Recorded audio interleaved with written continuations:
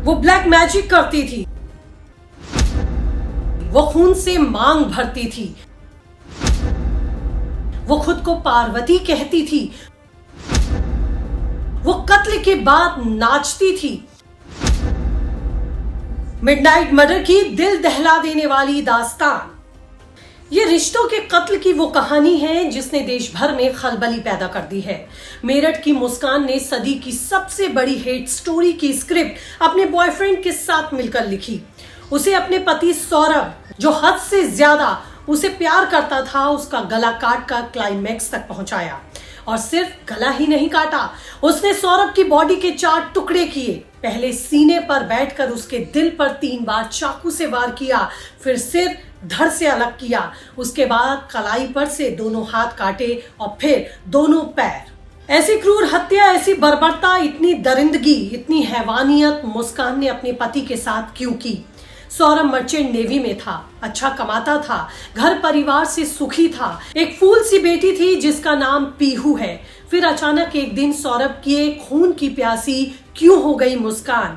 जबकि सौरभ और मुस्कान की शादी भी परिवार के दबाव में नहीं हुई थी, दोनों ने लव मैरिज की थी। मेरठ मर्डर मिस्ट्री नहीं, ओपन एंड शट केस है। सवाल ये है कि मुस्कान, जो पति सौरभ के कत्ल के ठीक दिन नाच रही थी, खुशी में झूम रही थी, उसने आधी रात अपने पति की हत्या का फैसला क्यों ले लिया? इस जघन्य हत्याकांड में 2 कातिल हैं और दोनों यानी कि मुस्कान और उसका प्रेमी साहिल सलाखों के पीछे हैं। लिहाजा सवाल ये नहीं है कि सौरभ को किसने मारा, सवाल है रिश्तों की रूह कपा देने वाले कत्ल की। असल में मुस्कान और साहिल स्कूल मेट थे, लेकिन सालों तक दोनों के बीच कोई संपर्क नहीं था। स्कूल ग्रुप के व्हाट्सएप पर जब दोनों एक दूसरे के संपर्क में आए तो दोनों के बीच बातें होनी शुरू हुई। साहिल सीए की तैयारी करता था, लेकिन अब वो साहिल जो स्कूल में था पूरी तरह से बदल चुका था। अब वो अकेला कमरे में बंद रहता था, अब वो बिल्ली पालता था, अब वो तांत्रिक क्रियाएं करता था, अब वो सम्मोहन विद्या सिखा रहा था। उसके कमरे की दीवारों पर डरावनी तस्वीरें दिखने लगी थी।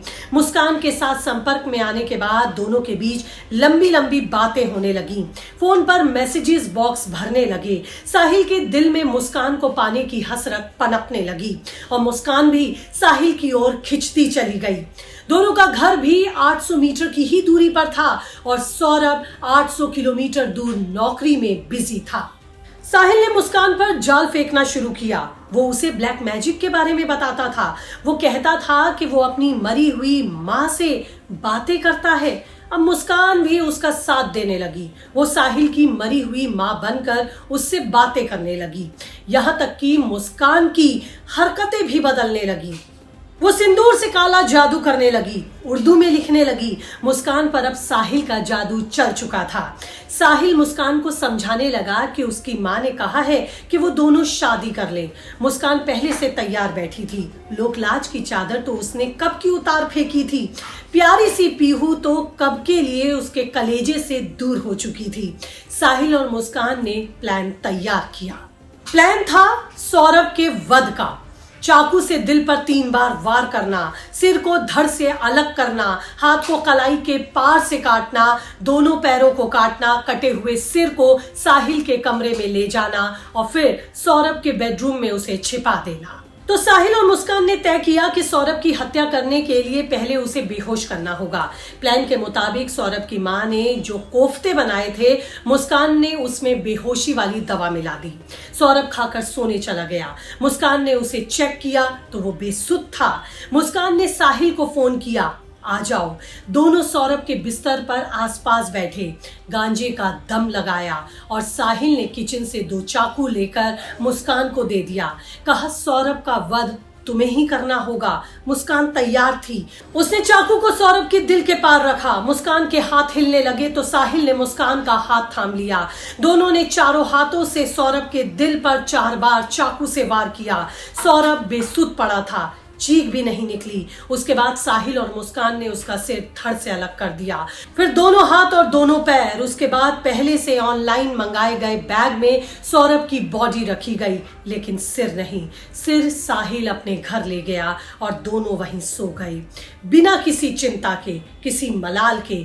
सुबह दोनों लौटे सौरभ के कटे हुए सिर के साथ मुस्कान के घर। फिर अब दिक्कत थी कि सौरभ की लाश से दुर्गंध आ रही थी, तो उन्होंने ड्रम खरीदा और इसी में सौरभ की लाश के कटे हुए टुकड़े को रखकर ऊपर से सीमेंट लगा दिया। कत्ल के बाद साहिल और मुस्कान मनाली निकल गए, वहां से कसौल गए, जहां होटल में कमरा लिया और साहिल और मुस्कान ने शादी कर ली। पति को काटने के बाद मुस्कान ने केक काटा, साहिल और मुस्कान ने वहीं डांस किया। कहीं कोई पछतावा नहीं, घिनौने कृत्य का कहीं कोई मलाल नहीं, काम पूरा हो चुका था, दोनों खुश थे। सौरभ को रास्ते से हटा दिया, मिलन की राह में कोई रोड़ा नहीं, लेकिन कातिल कितना भी चालाक हो सबूत जरूर छोड़ता है। सौरभ का फोन उठना बंद हुआ तो परिवार को चिंता हुई, रिपोर्ट दर्ज हुई और फिर खुलने लगी साहिल और मुस्कान की वो लव स्टोरी जिसने इस सदी की सबसे बड़ी हिट स्टोरी लिख दी। फिर खुला सौरभ का वो कर्ण पिशाचनी साधना वाला एंगल, तंत्र मंत्र के लिए बिल्ली पालना, उसी के मुताबिक हुलिया बनाना, और मुस्कान, वो मुस्कान जिसकी मां भी अब उसके मरने की दुआ मांग रही है। उस मुस्कान के साथ सौरभ के वध का प्लान। अब हर राज दुनिया के सामने है, लेकिन अब भी कुछ ऐसा है जो सामने आना बाकी है। वो क्या है, पुलिस की जांच ही सामने ला पाएगी।